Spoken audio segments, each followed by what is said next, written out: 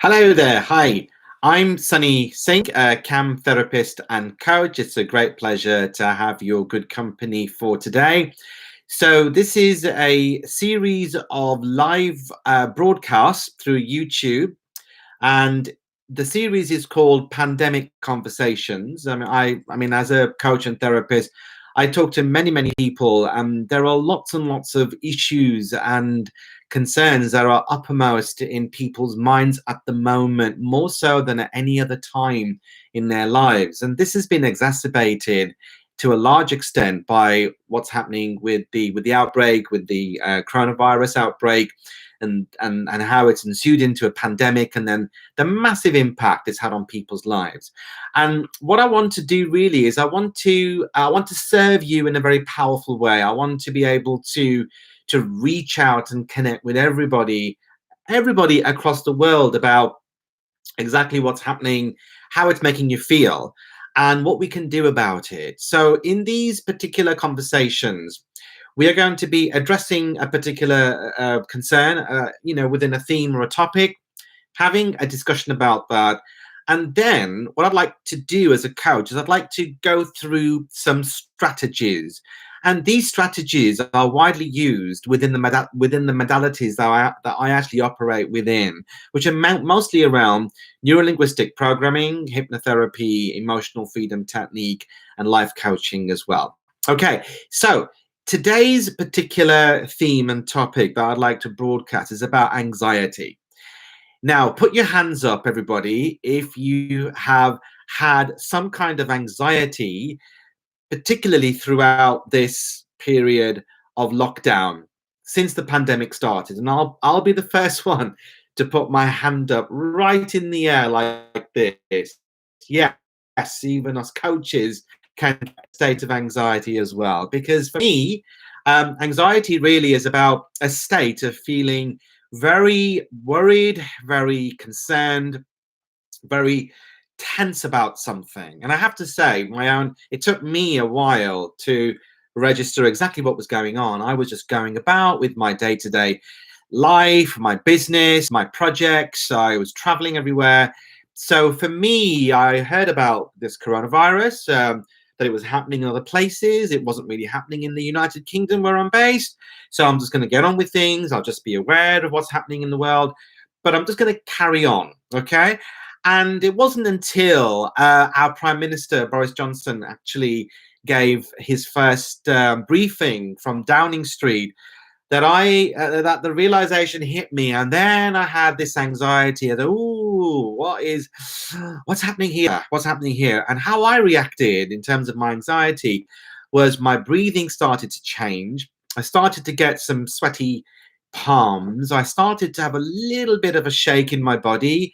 So I had to just sit and just kind of get a grip of myself, because I knew that my body was trying to react to the situation, this realization that something quite big is happening, not just in this country, but around the world. And the realization dawned on me that this is actually going to have a massive impact on my personal life. And I'm sure it's going to have an impact on everyone's lives. And so obviously now we are fifth or sixth week in lockdown, that obviously we are fully realizing the extent of what's happened and the ramifications of it, and how it's affected everybody in different facets of their lives, in terms of their business, in terms of their employment, in terms of their health, in terms of their relationships, in terms of freedoms, in terms of things that they used to do on a day-to-day basis that we might deem to be quite everyday and quite regular. But obviously now everything's changed now, with lockdowns and social distancing and lots of restrictions in place now. And for me personally, in terms of my own story, I mean, 5-6 weeks ago, it was a shock. And I did have a little bit of anxiety about it, thinking, well, this is making me feel very worried.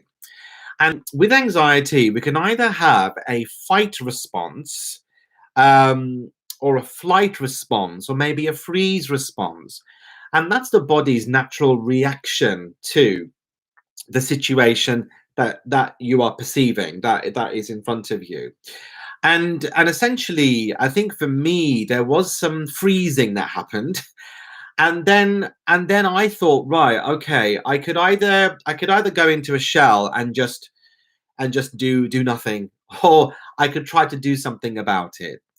And so I then decided then that I really wanted to reach out to people. I really wanted to connect with people, because if what I'm going through as a citizen, as a human being, is happening to me, it must be happening to lots of people. So why don't we just share our experiences? Why don't we actually come together as one united community for us to be able to look at something, things which are really, really happening at the moment, and try to get some strategies in place. Now, with regards to anxiety, we can look at this in many different ways, and I just want to go through a few things really before we get on to some strategies that might actually help, because I think it's so important to understand that even though we have reacted to something, we've reacted to the coronavirus, we've reacted to the pandemic, we've reacted to what's happening in the news, it's so easy for us to get sucked into this kind of frame, this kind of world that, is this what the world is now? Is this how the world represents itself? And then that can actually unwittingly make us feel really frightened and scared. Oh my God, this is the world now, isn't it? Of course it is. And the answer is no, it's not. It's definitely not. We've all been confronted with a situation that really has been beyond our control. And the governments around the world are doing their best to try to help people, to support people, and try to protect people. And and so we've got to be careful that we don't view all of this as our world, because the world is much, much bigger than a frame that's been portrayed to us, that this is lockdown, this is a pandemic, and we have to socially distance ourselves. We have to reduce, um, we have to be careful in terms of whenever we go out, for example, when we go shopping or get medical supplies, etc., or if we're having to help a vulnerable person. So we got to be absolutely compliant with those things, but it may actually be causing the anxiety because all you see is this world. Okay. And it's so important to understand that the world is not just one frame, it's just much, much bigger than that. And for us to be able to move into a state where we become less anxious, or we completely get rid of our anxiety, we have to try to keep that in frame, say, okay, that's what's happening at the moment, but it's not the overall world that we are in. Okay. This pandemic will come to an end. There will be a conclusion. At some point, the government will actually begin to ease the restrictions, but they will base it on hard evidence, scientific evidence, before they do that, before moving on in terms of looking at how we can conquer this, how we can battle this. And while that's happening at the moment, what we can be doing, is trying to look after our states. And if we are in an anxious state, and anxiety can be very crippling, and it can be at different levels and scales, and so it can be very mild, or it can be quite chronic, severe, and it could even lead to panic attacks. So it's really important to really get in tune with what your state is at the moment in terms of anxiety. If you were to put it on a scale of 0 to 10, what would you give it? Would you give it a 1? It's quite mild. 5, moderate, or would you give it a straightforward 9 or 10? That's the first thing that I'd like you to do. If you've got a piece of paper and a pen, or you've got a note function on your phone, just write in now, what is your rating for your anxiety? I will repeat this question towards the end after I've gone through some strategies with you. But first of all, just going back to the frame, because this frame may be giving us a disproportionate 7 or an 8. And when you consider your life before the actual lockdown started, before the coronavirus became a pandemic, then think about what your life was like before, and what your general anxiety was like. Okay. Now, for me personally, I'll be quite honest with you. I didn't have any anxiety about hardly anything. I just got on with my life and did things. But the fact that this was brought to a standstill did give me some anxiety. And I'll be quite honest with you about that. Because I'm a human being, and human beings go through things, and I'm no different to you. Okay. So we're the same in that respect. And obviously, I want to use this platform to be able to share with you what's actually worked for me. And for me, it's about understanding that, yes, there is this reality at the moment that we're all in, but there is a much more bigger reality, which is actually, what is going to be beyond this pandemic and what's waiting for us once this is what's all over. And so it's about now, I just want to come to a technique that we use in neuro-linguistic programming, or NLP. And NLP is really about how we think, how we feel, how we behave, and results of our feelings and our behavior, and in terms of how those results show up. And sometimes within NLP, within that scope, we can actually try to find ways of trying to maybe slightly change our thinking or rewire the programs that are in our mind. So for some people, their program is pandemic, shock, do nothing, collapse. Okay. Or it may well be, right, I'm going to do something positive about this. I'm going to take all these positive steps so I come out of the situation in a really favorable way. Everybody has their own reaction. But with NLP, it gives us a bit of a flight path in terms of how we can actually figure this out in a particular way. And one way that I'd like you to figure this out for yourselves is to think that if we're all in this pandemic coronavirus frame at the moment, how we can actually view that this frame is actually we can begin the process of reframing. Okay, maybe look at this frame maybe in a more larger context, that this frame is something that we are going to be living with for some time, but it doesn't mean that our lives have to be dictated by our feelings of anxiety, by being in an anxious state. Because if we are really anxious, it stops us working towards our greatness. Everybody is on this planet with a purpose to achieve greatness. And if I have that purpose in mind, there's no reason why you can't have that. Maybe videos like this might be able to help you to kind of slowly come to that realization. So I want you to start thinking now that, if you can be thinking now beyond the situation, that we will come out of this. Okay, we will come out of this together. What will you be doing in, say, 4 to 6 months time when this is over? And also, what could you be doing right now to be able to prepare yourselves for life outside of the pandemic? And the mere preparation can actually give lots of optimism and positive and generate feelings of positivity and hope for you. Okay. And if there's anything that you can do within this current time, like, for example, I'm reaching out to viewers on YouTube, okay? Because I want to help everybody, many as I possibly can. And think now for yourselves now in this situation, what can I do to make my life better, or to make other people's lives better as well? Maybe my friends or my family. Maybe you could just say, well, okay, I'm feeling anxious at the moment. Could I be maybe ringing someone, maybe contacting someone maybe I haven't spoken to for a while, and just share how I'm feeling and just having a catch up? Sometimes just merely as you've probably heard of the phrase, a problem shared is a problem halved. And I'm a true believer in that. I think if you do unburden, if you do offload to a trusted person, someone that you can talk to openly and transparently about, that can make a huge difference. It makes a huge difference to me. And trust me, I've made many phone calls to people over the last few weeks, and video calls, and using Zoom and WhatsApp video. It really, really, really, really helps.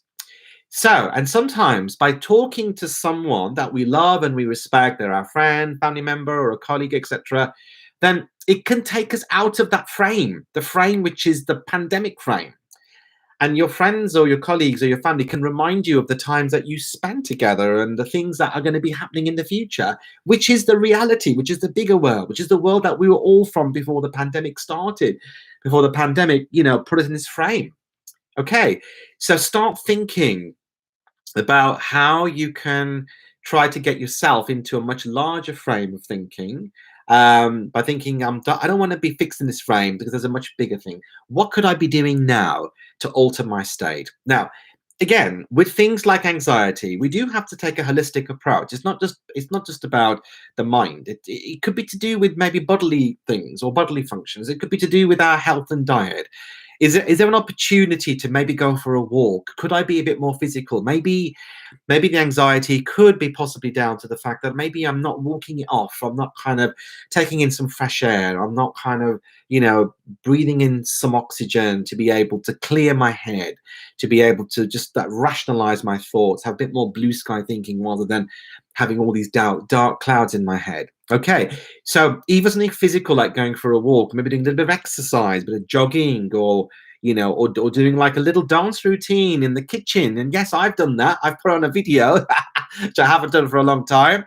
And did some dance aerobics. Why not? You're free. You're able to do that if you can do it. So just do it and think physical and think that a bit of fun, just to get out of that state.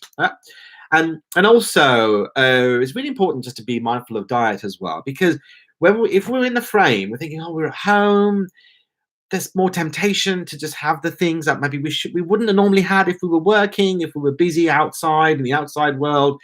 Maybe more drawn to maybe more sort of things which are not good for us, maybe too much sugary items, salty items with too much fat. So I'm not saying don't have them. I'm just saying just be mindful that you're not overly consuming on them. And could they be feeding how you're feeling? And could they be making your anxiety even worse? So it's all about what's happening in this frame, okay, in terms of your relationship, yourself, how you're thinking, how you're believing. And I'm believing, yes. Now, this comes on to beliefs. And I have to say, this period of time has given me lots of opportunities for deep reflection, deep soulful reflection at different levels. And yes, I've had to reflect on many, many things in my life. And I think it's really important for everyone to use this time to reflect and to reflect on our beliefs. Okay. So our beliefs actually help us to think the way we do and govern our behaviors. So if we have a belief that we're not going to be able to do hardly anything to cope with the situation with the pandemic, then maybe you might want to think again, because there are plenty of things that you could be doing. There's plenty of things. There's plenty of projects. And when I watch things on YouTube, and I see people doing online tutoring classes for cooking, or how to do Reiki in your own house, or how to make something, build something, how you can teach your children to do different things while they're at home. There are many, many, many things. And one thing that I believe takes us out of this frame is actually the internet. There's a whole reality there for us to dip into and for us to be able to take advantage of as well. So maybe one of the messages really is that a lot of things are going to become more online. I have to say that my own online presence has increased because I don't have that face-to-face contact before that I used to before with my clients and the people I work with and the organization that I support. So this is the avenue for me until we can get out of the actual pandemic. So really, just really start thinking about the frame. Okay. And also, so really, this really kind of comes to the NLP technique of reframing and questioning your beliefs. And are there limiting beliefs that you have that are holding you back that maybe you want to question, write them down, and then see what you can do to make it, to maybe change your beliefs to serve you more effectively. Because if your beliefs are not serving you, are not making you into a person that is achieving their best version, or to aspire towards greatness, or maybe work towards a higher self. And why not? If it's available to me, it can be available to you as well.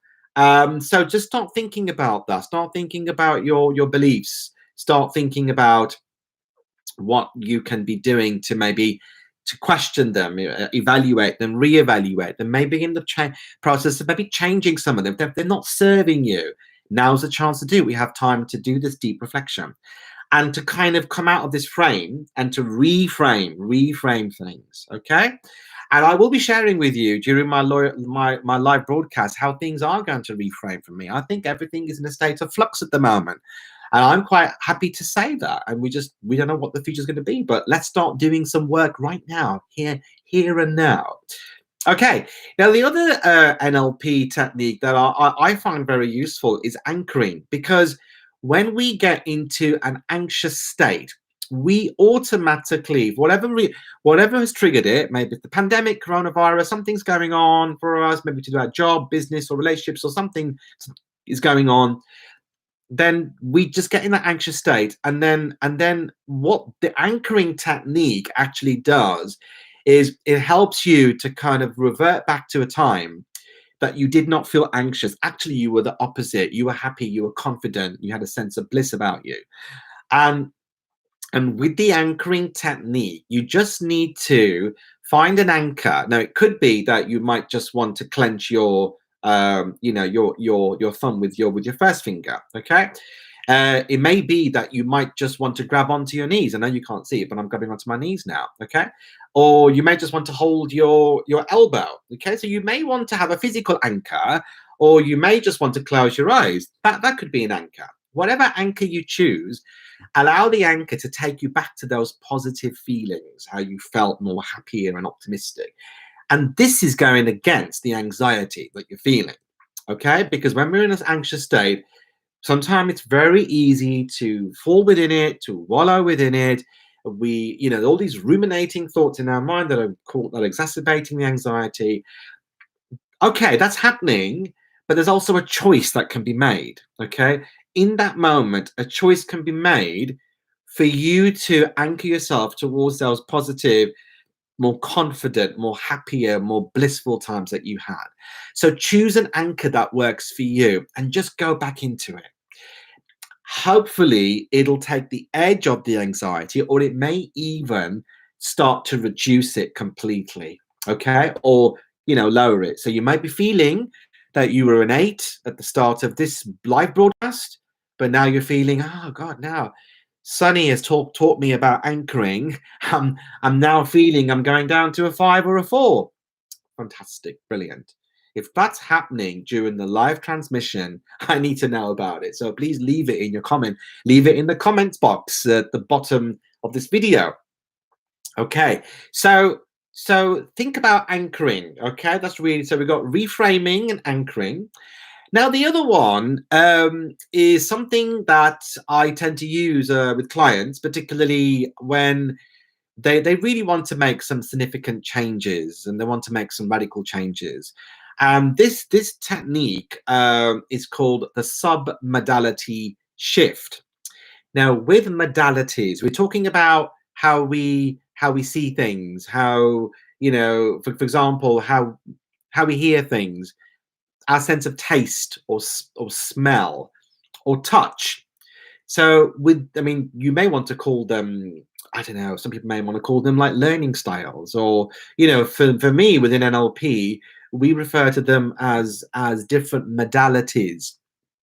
And by understanding which modalities are at play in terms of the state that we're in, those very modalities can help us to change the state as well. Okay.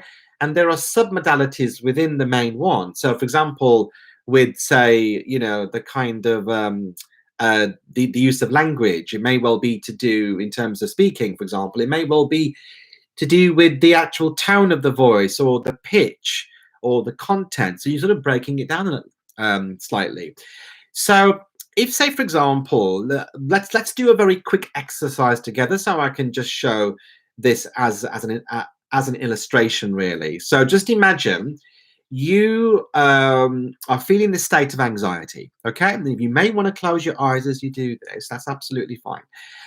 And I want you to just very quickly think of a feeling or a sensation or maybe an object that actually reflects that anxiety. Now, for some people, it might be like a ball of steel wool. It may be barbed wire going round, ringling around, for example.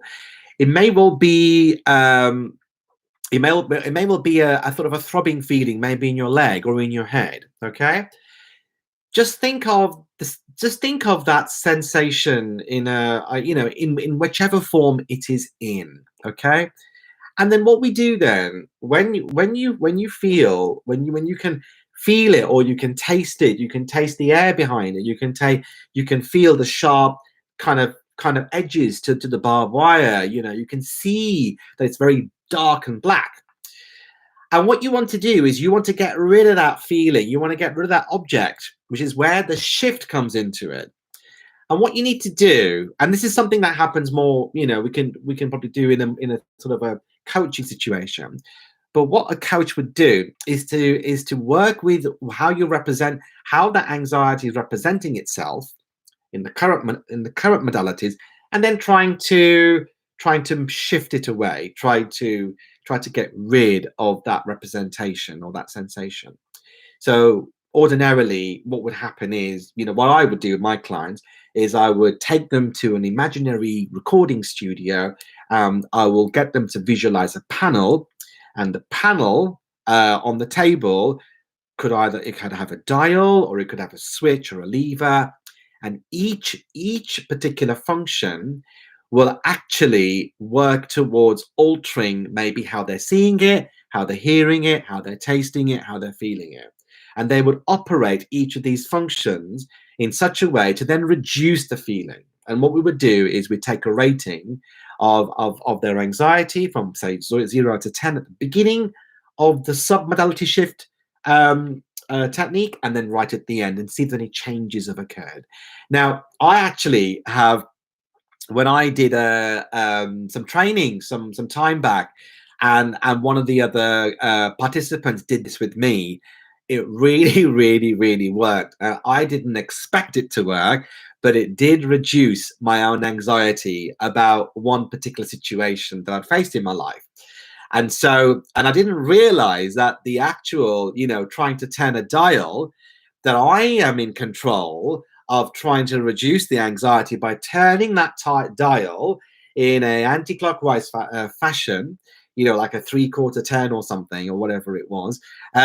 It actually worked, and the impact, the result was pretty immediate. And I was quick to tell everybody that this really worked. I didn't expect it to work, especially a discerning person like myself. But hey, it can happen. So you'll find that actually, all of these techniques that I've explained to you in this live broadcast, I've actually done a specific self-help demonstration video, which you will find on my channel. And the series that I created is called Managing Anxiety, or Tackling Anxiety during the Pandemic. And then you'll find a demonstration of the reframing technique, the submodality shift technique, and the anchoring technique. So if you want, and again, it's almost like I'm working with you, obviously virtually, but I'm working with you, going through it step by step. So please do have a look at those videos. Hopefully you'll find them useful. Also in that series on my YouTube channel, you'll also find, because the other modalities that I also operate within are also emotional freedom technique, where we tap certain parts of the body to be able to, the meridian points of our body, to release negative energy.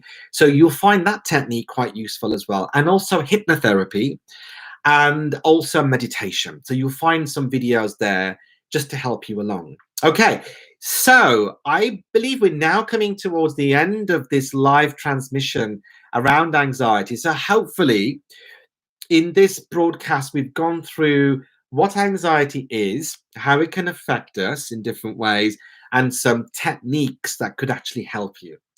So if you have liked this broadcast, I will be doing these broadcasts 3 times a week, on a Monday, Wednesday, and a Friday at 1 p.m. or 1300 hours British Standard Time, or BST. And I'm going to do one on Wednesday. The next one's on Wednesday. That'll be about tackling fear. Okay, so tackling fear during the pandemic. So I look forward to hopefully seeing you then. And Friday's transmission is going to be about stress, dealing with stress whilst we're in the pandemic. So I'll be aiming to have the same approach. Let's look at the issue.